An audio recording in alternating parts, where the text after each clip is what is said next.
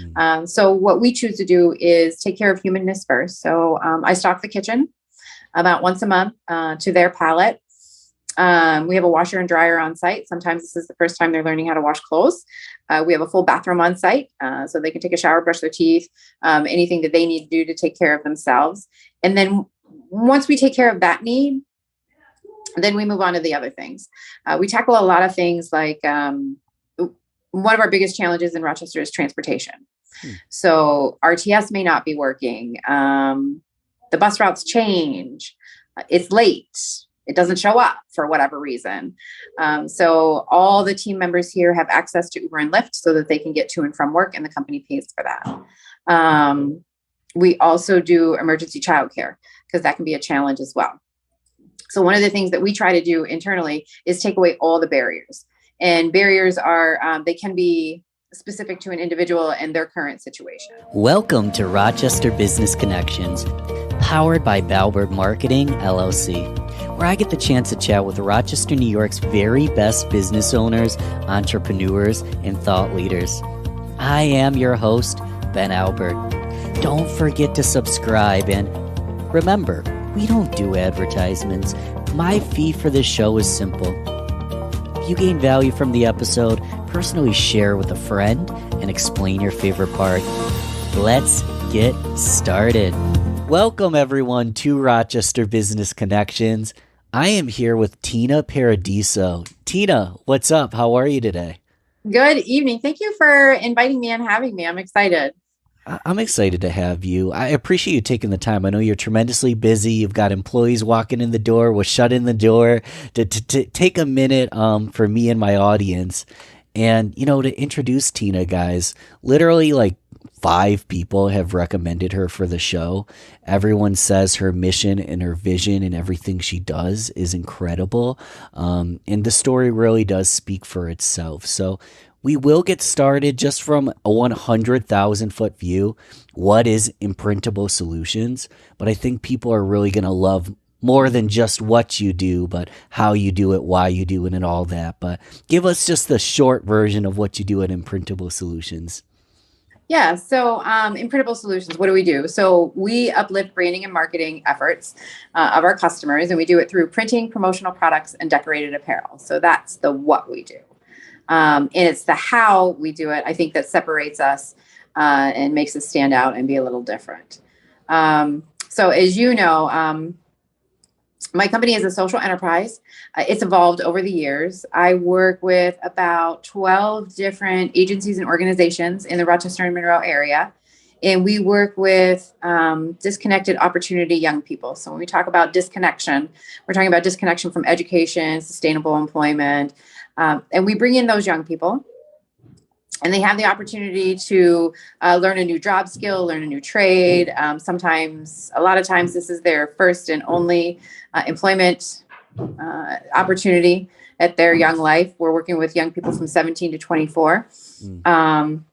The groups of young people that we're working with, the populations, they can be chronically homeless, gang affiliated, reentry, pregnant and parenting, refugees, English language learners, and differently abled. Wow. And you're giving them an opportunity to have a full-time job, to work, to get their feet on the ground and gain momentum to a better life, I imagine, right? I hope so. Yeah. So we have a lot of success. Right now, currently we have 18 young people under our roof. And they're learning production. They're learning working with people different than self. They're learning, on the job skills. They're learning punctuality, being on time, how that looks, how that works, communicating with a supervisor. And then outside of that, I believe in taking care of our humanness first. So yes, we have an internship program. Some places call it on-the-job training, work tryout, whatever words that agency chooses to use. It's all pretty much the same. Typically, the internships run from 8 weeks to 6 months. In that time, a lot of programs are set up to that they want young people to immediately say, okay, yay, I got this, next step, let's go work for, and that's not the reality of the situation. So what we choose to do is take care of humanness first. So I stock the kitchen about once a month to their palate. We have a washer and dryer on site. Sometimes this is the first time they're learning how to wash clothes. We have a full bathroom on site, so they can take a shower, brush their teeth, anything that they need to do to take care of themselves. And then once we take care of that need, then we move on to the other things. We tackle a lot of things like one of our biggest challenges in Rochester is transportation. So RTS may not be working. The bus routes change. It's late. It doesn't show up for whatever reason. So all the team members here have access to Uber and Lyft so that they can get to and from work, and the company pays for that. We also do emergency childcare because that can be a challenge as well. So one of the things that we try to do internally is take away all the barriers. And barriers are, they can be specific to an individual and their current situation. And then we work on, a lot of our young people come in and they're already connected to service connection. And if there's a gap in services, we will do advocacy work and make sure that they're connected to other needed services if there's a gap. Yeah, so that's what we do in a nutshell.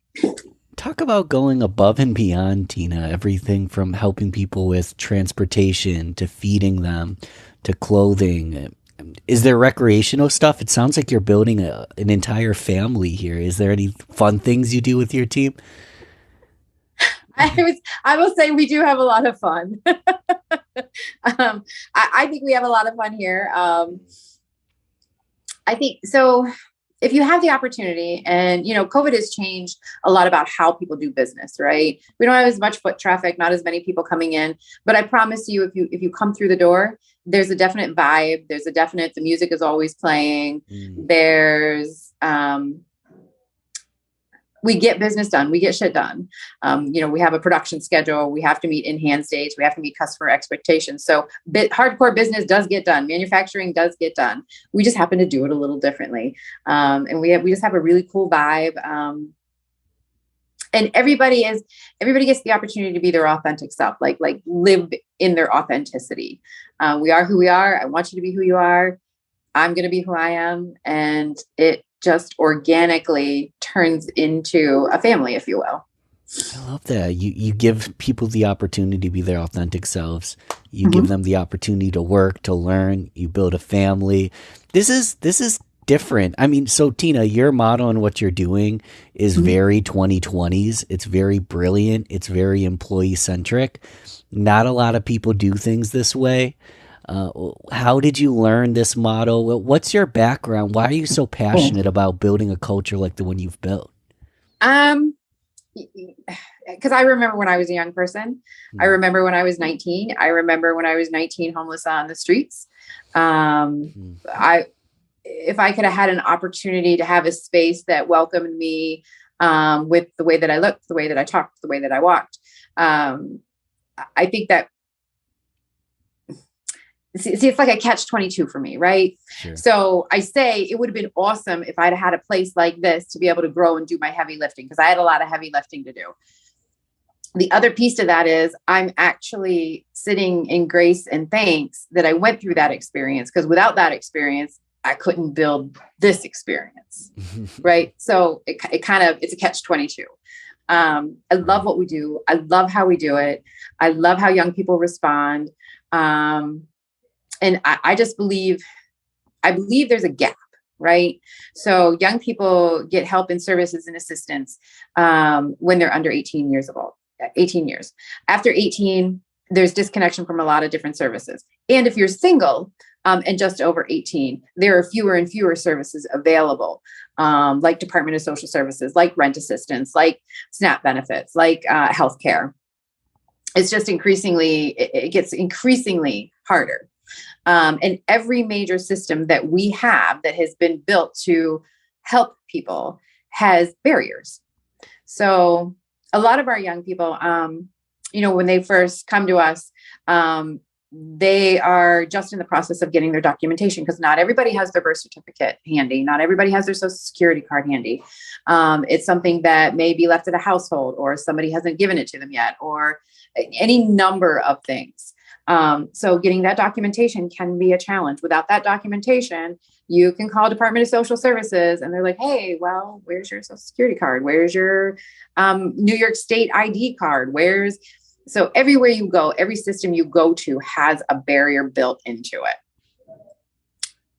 it. And so what we do here is we either go around them, through them, break them down, advocate. We do a lot of advocacy work. We make a lot of phone calls. We have a lot of touches with people that we've created relationships with, so that I know I can pick up the phone and call somebody and say, hey, I have a young person here who's having a challenge, and this is what it looks like for them. One of my big things, there's a couple pieces of language that I use. I say, always ask the question, just ask the question. And then the other thing is tell your story. And the third thing is, when you're dealing with major systems, everybody has language that they use. They've been trained to use the language. They've been trained to use the acronyms. And the layperson, including myself, doesn't always know what that is. So another question that I like to ask is, what words do you need to hear so that we can get this moved forward? Because clearly we're saying the same thing. We're just using different words. And what words do you need to hear? They're going to cause you, as the social service person on the phone, to press the button and say, yes, you get to go to your next step. And I found that's been literally a lifesaver. I think that's brilliant. Figuring it out. Every brilliant. Literally every argument, Tina, every argument I've ever been in, one person saying something, the other person saying something, and then they just start saying the same thing louder, and just asking, like, what words do you need to hear, or how can we find a solution? You decide, you tell me. I think that's brilliant. I think that's a great way to get things done. Thanks. Thank you. And we've seen some pretty cool things. Like, the majority of my young people, again, they're on internship for anywhere from 8 weeks to 6 months. Different circumstances, different agencies have different times. If our young people aren't ready for their next step, or they're still doing some heavy lifting, once they start to work here, we don't just say, oh, great, happy, that you got this experience, talk to you later. That's not what we do. We actually hire them and put them on the payroll of Imprintable Solutions. So once you come in as a team member, whether you're an intern or on the job training or whatever that word is, right? What words do you need to hear? You stay with us until you have stable housing, until you have food security, until you get your high school equivalency, until you get your permit or your driver's license, and it's all driven by the individual. I think that's one of the things that makes us unique. So if you want to call it a quote unquote program, right? I don't really like to use that word because that's a systematic word to me. What word do you prefer? What word do I prefer? It's individualized heavy lifting, right? Yeah. It's driven by the person. So it's all self-identified. And young people have the opportunity they can tell me their story. They can not tell me their story. One of the things that's really cool is there's a lot of peer-to-peer training and mentoring that goes on. So the older team members who've been with me for a year and a half, they'll kick back and be like, okay, so here are the do's and don'ts, the unwritten do's and don'ts of the shop, because we like where we are. We like what we're doing. We like how we're moving forward. And if you have a question, go to Tina, right? Go ask the question. And so they help guide other young people as they come into our space. Because it's really, I think when you come into a space like this, it's extremely uncomfortable, right? It's something you haven't experienced. And you're going, really, I can really just go in the kitchen and get something to eat anytime I want. You sure can. Wait, I can really? Yes, you absolutely can. Wait, this is really a thing? Yes, it really is. And I think if you haven't been in a situation similar to some of the situations that these young people are coming from, I think as an employer, we have a tendency to forget that going to work is actually expensive. Dress codes are a barrier. I believe in, I don't know if you haven't researched Grayston Industries open hiring model. People come in, no resume, doesn't matter what their background is. If there's a position available, they slide into that slot and start training.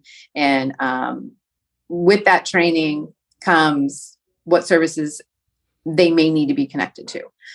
So it becomes, I don't like this word either, but I hear it a lot. It's a holistic approach to employment. I think it's empowering. I mean, the concept of open hiring where you don't use a resume, but you show up with the conviction and the will to work, and you're there to learn, and you appreciate the opportunity. Every employer would be an idiot not to see that opportunity as a massive one. To have people just young and hungry to work, whether or not their resume says 4.0 GPA. Correct. And it's interesting that you say that. It's growing. I see other employers do variations, especially right now, because it's so hard for employers to get team members, and companies are going to be forced to think differently, to do things that are uncomfortable to them. That, well, we've always done it this way, and we do A, B, C, and D because of X, Y, and Z. Well, it's not necessarily right or wrong, but it's not working, right? What the past in hiring and having employees is changing. You should have a team and not a badge number, right? And just be a badge number. It has to change, or companies are going to have to shift some different way, right? I hear that I've been given information that we do a lot, right? And I don't know that we do a lot. I know that we do what's right and what fits for each individual. And I think other employers have a fear of the unknown, right? Sure. And when I list the populations that we serve here, people get uncomfortable, right? And then they ask interesting questions that are sometimes extremely offensive. but well, what about this? Well, what about that? I have to tell you, if an employer approaches me and they're curious, and I want them to ask questions, I really do.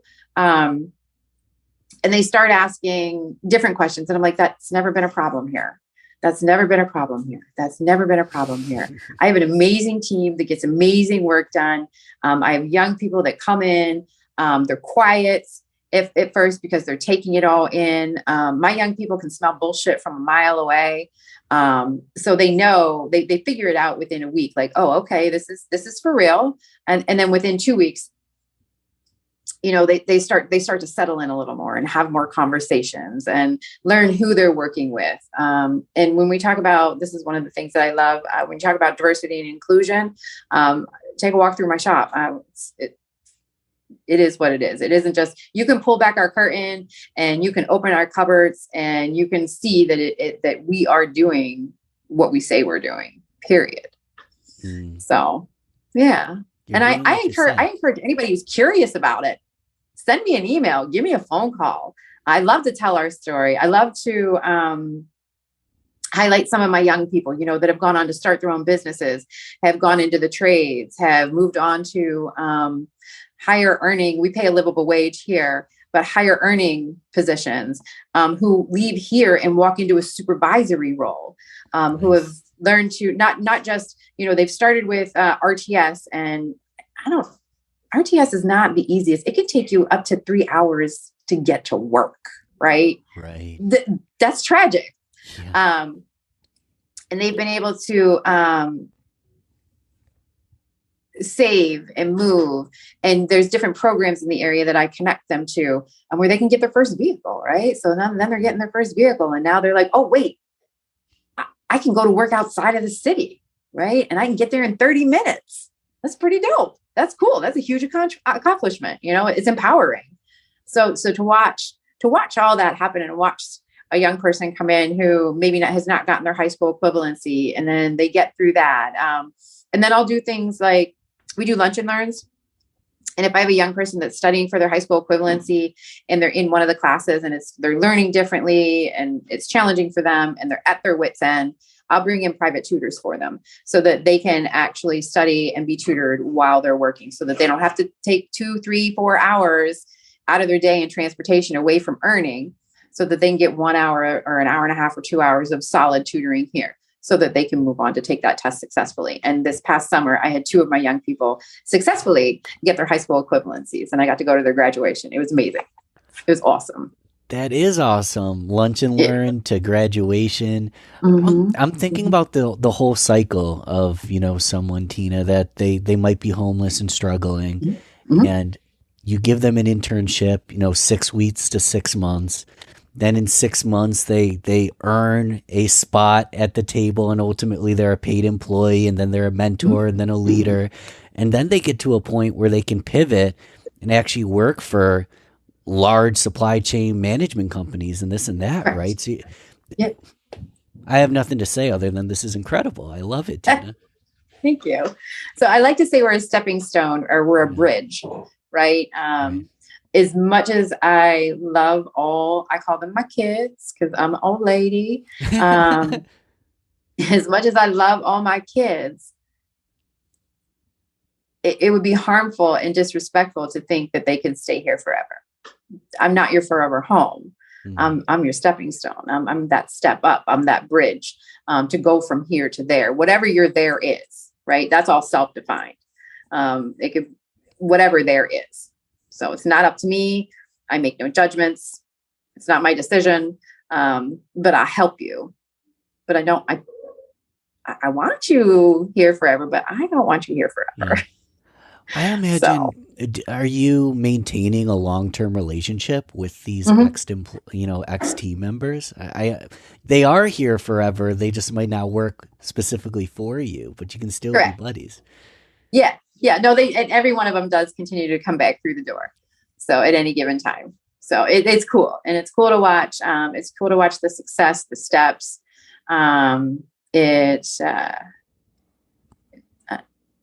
It's amazing. It's amazing. And, it's not all rainbows and unicorns either, because the work that we do here, the physical work isn't hard. But the human work that we do here is not always easy. Things can go sideways in a split second, right? Blink, and something goes sideways. I've had 2 of my kids have been murdered. And they were making extraordinary progress and steps. I've had young people who I have been their one phone call, gone into the police station and got my kid. It is not always easy. But I will say that I believe every employer should be doing some part of what we do, because we do a lot, right?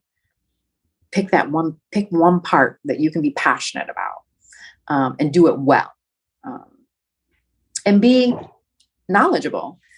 Educate yourself, as a leader. You can't just be a boss. You have to be a leader, right? And there's a difference. So we believe in serving leadership. We believe in conscious capitalism. We are a social enterprise.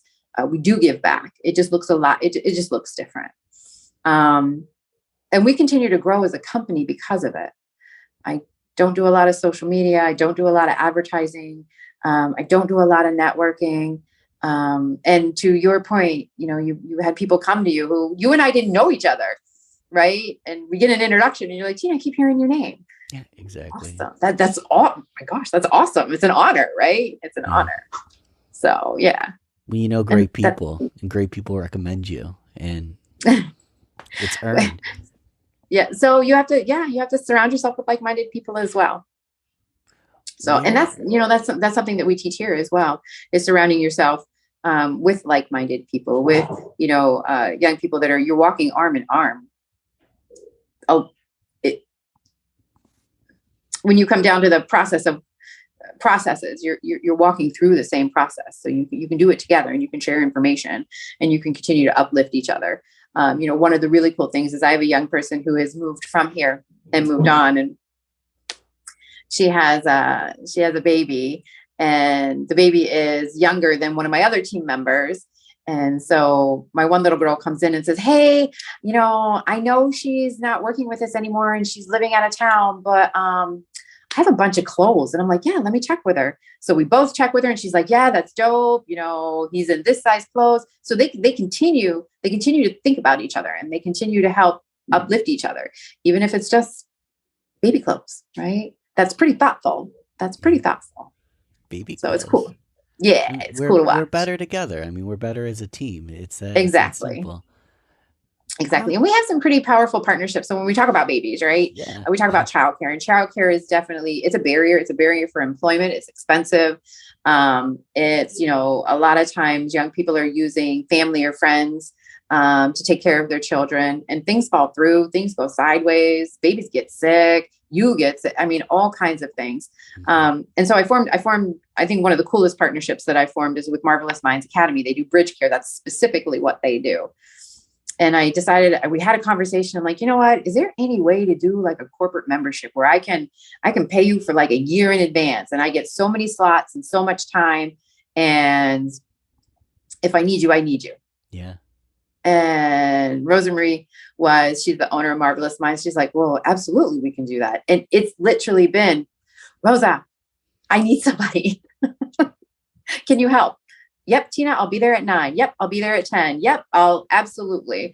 And it takes a lot of stress and burden off, because when you live in poverty, and poverty isn't a food issue or a money issue, it's a systemic challenge, right? So when you're living less than paycheck to paycheck, Yeah. and you can't go to work for 8 hours, that's a big deal. That's a big deal. That's a lot of money. That's, and if you had to pay for transportation here, you don't have to, right? Here, that's not what we do. You don't pay to go to work. That's not what we do here. But somebody can be set back by a day or two not being able to work because of childcare. So I refuse to have that barrier. So I go out and seek, partnerships that we're going to make sure that we can remove those for you. Tina, I mean, you're incredible. Obviously, everyone listening, they want to take just one aspect, implement 1, 2, 3 aspects, implement as much as this as possible. But I'm wondering, like, you're this rare breed, and I'm wondering if it's just in your DNA. Like, where do these genes come from? Where your compassion and your servant leadership it's not at a normal level. Does it come from being in that place? Did you have mentors? Where the heck does this come from? Because you're operating at a very high level here, Tina. Thank you. You're making me a little uncomfortable, but thank you. If you want to say, where does it come from? It might, and I don't know, because I've dove deep into that, but I believe everybody's given a calling, and we may not always know what our calling is, right? I've been given a calling, and anytime I'm a big believer in stay in your lane. COVID hit, companies like mine were doing all kinds of crazy stuff. And I'm like, everybody's looking at me, and I'm like, we're staying in our lane. It's going to hurt. It's going to be uncomfortable. We're not going to like it, but we are going to stay in our lane, because that's what we do really, really, really, really well. Because when we come out the other side of it, I'm not going to get sued because I brought in some N95 masks that turned out to not be N95 masks. I ain't jumping in that boat. I don't know what the hell you people are thinking, no, thank you. Some people considered it an opportunity for money, and that's okay. I don't begrudge anybody. I don't judge anybody. I just know that I'm going to stay in my lane. I know what I'm good at. I know what I've been called to do. I know when I try to create a different path, that I get nudged back in. I think part of it may come from, so my family was in the military. My dad was in the military for 32 years. And with that, we moved almost every year. I have 3 older sisters, but 2 of them went to 19 different schools, kindergarten through their senior year in high school. That's a lot of change and transition. So I lived in a world where change was normal, right? 90% of the population hates change. It's like, no. Me? Okay, cool. I thrive on it, right? I thrive on moving and shifting and changing and going. And that I'm assuming that's where it came from. So we have two sisters. There's two of us that are extroverts and two of us that are introverts. Clearly, I'm not the introvert. The other piece to that is my dad worked his way up through the ranks and was a leader. And when we moved to a new destination and he had a platoon to take care of, my mom took on the role of the platoon's mom, right? And even though they may have called my dad sergeant, the real sergeant was my mother, right? She was the one that made sure that all these young people were taken care of, that their personal possessions were moving from point A to point B. She wasn't afraid to go down and get in somebody's face and say, hey, the Smith family, she's sitting here with a newborn and they still don't have their stuff yet. And you're holding it up over here because of some piece of paper. And so we're just going to go drive down there and get it. Okay. Like that was the kind of, that was my mom, right? She just didn't, nope. She was going to do what was right because this is your family when you're in the military. It's not just your nuclear family.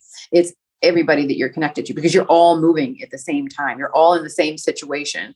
And sometimes it really, really, really sucked. Right.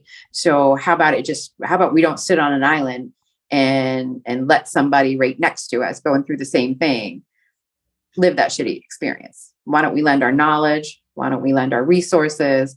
Why don't we uplift each other so that we can make it still sucks. But it can suck a lot less if you know that you're not alone.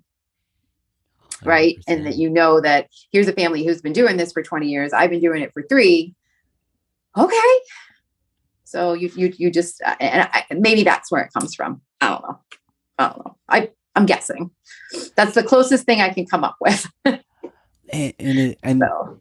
By now, it's just embedded in your personality. It's who you are. The servant leadership, the teamwork, the mentorship, the compassion, the humility. So as business people listening to this episode, we can't become a Tina overnight in terms of our leadership skills. What questions should we be asking ourselves? What questions should I be asking my teammates? How do I level up and become a little more empathetic with my teams? Well, it does start at the top. It does start with leadership. Yeah. If you have a high-ranking president and CEO who says, hey, this is the trend for 2022, so this is what we're going to do, but they don't have buy-in, it's never going to work. Ever. Period. So the question has to come from the top, right? One of the first things people are going to say is it profitable? We're in business to make money. Yes, we're in business to make money. 100%. You need money to buy things, to print things on, to pay people. Yes, 100%. That's a no-brainer. Is it profitable? My company is profitable, or I couldn't be doing all the things that I'm doing. Right. I just choose to shift that profitability instead of getting a bigger space or bringing it back to me personally. Instead of being money driven or greed driven, I'm choosing to share that. I'm choosing to quote unquote share the wealth, right? Share the profit, share the. So you have to be able to discern: is that something? If you're a profitable company already, is that something you're willing to do? Are you willing to? And it has to be a budgeted item. So when you go through your profit and loss, and when you're going through your business plan, and you're saying, geez, we did really well as a company. We made so much money. I can give out bonuses. Cool. Is there a slice of that you can put back into your budget so that you can do for your team members, so that you can provide emergency transportation or provide that emergency childcare, or make sure that your kitchen is stocked? Because you know what's really interesting, we as human beings are really good at masking things. You are never going to know what the person sitting next to you is going through unless they give you the information. And we as human beings do not like to give that kind of information. It's none of your business what I'm going through. I'll give you that information when I'm ready to give you that information. But when I was on the streets, I worked 3 jobs. I'm not giving you that information because there's a stigma with that, right? There's a lot that goes with that. It's none of your business because you're going to judge me. You're going to judge me hard. And then I'm going to get angry and I'm 19 and I have a temper and I already been through shit and great. I got fired again. Right. Like that's what it looked like. So, so think about a budgeted item, what you would like to invest because it's an investment into your people. It's an investment into the community. Do you want to tell that story? I like telling our story. I'm better at telling our story one-on-one. I get uncomfortable on larger platforms, to be honest, for a number of reasons. But the story needs to be told because if people don't know that it actually works, if business owners don't know that it actually works, there's never going to be, it's never going to grow. It's never going to be, it's never going to move. And I don't believe in, it's wrong to keep the knowledge that we have here. It's selfish. There's almost like a radical level of compassion where a lot of businesses will, give you a letter on your birthday or they'll have an employee appreciation day, but they're waiting for someone to come to them in tears saying, I have a problem, to treat that person with respect and compassion when they should just be doing that every single day. Their people are their profit. Like people, oh man, I feel like there's a shift changing though. I'm not an expert on this. Some of my buddies are, they're big HR fanatics and they're always talking about, the shift changing where it's going to be more employee centric. And I just love learning from you because I feel like you're a great testimonial of the fact that model actually works. It does work. At a very grassroots level as well. So what are some of these organizations that you partner with? I'm curious if there's any local businesses that can also form similar partnerships. Absolutely. 100%. So one of the coolest programs that we work with is it's a block grant. Rochester Works manages it. It's called the Learn to Earn program. And there are several organizations that are under that. So I work closely with Center for Youth. I work with Urban League of Rochester. We work with Monroe BOCES. The other thing that we do work with young people that are differently abled. So we have a strong partnership with Rochester Rehabilitation, Mary Carriola. Who else? Arca Monroe. And then we have strong relationships with like Pastone has a reentry program. We have a really strong relationship there. So there are definitely opportunities. And we happen to be, because I do open hiring, it's, I get the phone call and say, hey, I got a couple young kids. Cool. Bring them. Okay. But I need you to know. And, the navigator, that's the terminology. The navigator will say, Tina, we have A, B, C, and D. And I'm like, bring them. Just bring them. But A, B, C, and D doesn't matter to me, right? Bring them. Care about the human, but bring them. It's fine. Bring them. Exactly. But typically you'll find that somebody's passionate about something, right? Whoever's in that leadership position may be passionate about reentry and only want to do reentry. So their contact Pastone's reentry program. That's a great place to start. They have, it's called On the Job Training, OJT. So they have that program where you do get, and there is reimbursement, right? So the employer is, I would say 80% of my young people, their payroll is actually subsidized through their internship. And then after that, they're clearly, it's all responsibilities on the company, right? If you're passionate about the refugees, there's refugees helping refugees. There's Rochester refugees. There are plenty of organizations that you can reach out to form those relationships so that you can start a training program or start a program similar. If it's, people with different abilities, there's Arca Monroe, there's Access VR is a great place to start. Call the state and talk to OPWDD. So whatever you're passionate about, that's where you should start, because that's where you're going to be. That's where, even when it becomes really hard, and when things change quickly in that blink, right? You're still going to be passionate about it because you already have this warming in your heart or some altruism about that piece, right? That even when it gets hard and it gets a little sticky and it gets a little frustrating, or it gets a little discouraging, you're still going to continue to do it because that passion was there before you started your program. That's a That's what I would brilliant. recommend. That's a Yeah. brilliant point, Tina. Where again can people get in touch with you? You said do you have like a shop? Can people come in? Well, We what's it do. look like? Yeah. We're located on College Avenue, 100 College Avenue, Suite 130. We're right below Rochester Works. Mhm. And they can come in absolutely 100%. They can email me, Tina P at imprintablesolutions.com. And I'm even going to put out my cell phone number, 585-261-4475. You can call me. You can text me. You can reach out through Facebook. You can reach out through LinkedIn. I'm really not that hard to find. I think I'm literally a click away. this is special for me because you guys do work all across the nation, right? Mm-hmm. But you're still so Rochester centric, and I appreciate Extremely. that. Yeah, extremely. And here's another piece of information I'm going to put out there Yeah. for your listeners. If you come in contact with a young person who needs something different, please contact me. Hmm. I'm happy to share the resource, teach you how to go through it, right? And help that young person get either connected to services or additional services, or there might be a space for them here. And then I work with other local business owners in the area for career exploration. Happy to connect other young people with, like-minded businesses. Hmm. Happy to do that. Well, thank you, Tina. You're amazing. We're going to Thank do you. the rapid fire round and then wrap up. The rapid fire round's supposed to be just short, sweet.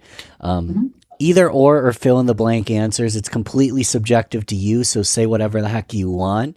Oh no. And if you're game, we'll get Yeah. started with coffee or tea. Coffee. Are you a morning person? No. What about favorite social media platform? I know you don't spend a ton of time there, Yeah. but Facebook. Facebook's the go-to. It Um, is. I'm trying to do ones. I do these all the time. I'm trying to do ones I haven't done before. Let's do online shopping or in-person shopping. Obviously, you guys Online. have online products. It's so much Yeah. more efficient, right? Yeah. I love online. Of all the products you sell, most of the listeners aren't business owners. You know, they're entrepreneurs, they're salespeople, they work within a business. What is there certain products that I should be purchasing for my home office, for example?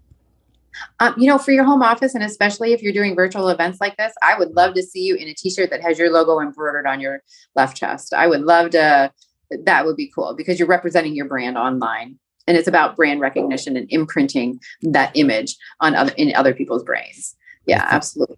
I've worn the same black T-shirt probably 2 times, so yeah, I'm missing out on the brand recognition, right? Right. Well, that's awesome because Tina, I love the phrase gratitude sells. I won't get into it, but I believe that if you have a gratitude mindset, that'll actually drive revenue. And a lot of salespeople are opposite, where they're all money, money, money, money, and Yep. they forget Yep. that the person right in front of them is all they need to drive that money and to drive that growth. So I want Yep. to make T-shirts that say gratitude sells. That would So be amazing. I would as love to do that. as soon as we're done with this call, we're gonna start. I gotta create the logo still, but literally, I want Gratitude Sells T-shirts, and I want every business person in Rochester to be wearing one. That's dope. I like that. So, um, it's an interesting thing. This is just quick because please. I know you want to wrap it up. When you talk about gratitude sales, before I had my own company, I was in sales, and they always give you a personality test. And one of the challenges was, Tina, this personality test says that you're not driven by money.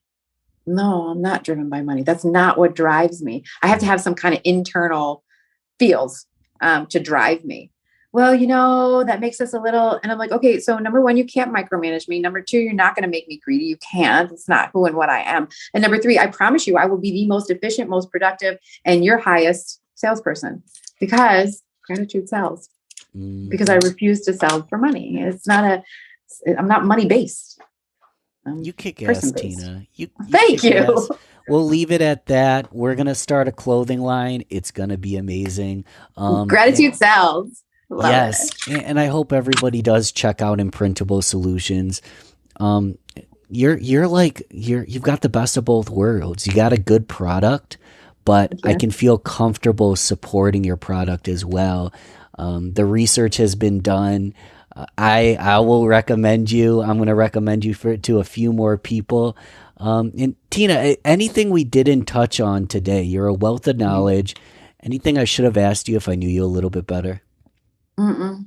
I think you covered it all because you let me go. You let me ramble. Well, and here's the key because we're both going to forget something. It sounds like we can call Tina, walk in the door, send an email, dive deeper because she is a leader. She wants to mentor and she'll answer any of your questions. So I'll put info in the show notes. And Tina, oh my God, this was awesome. I appreciate you And taking thank the you. time. I appreciate this. This was a lot of fun. Thank you so much. Thanks for listening to Rochester Business Connections. Don't forget to share this, rate, and comment on your favorite platform.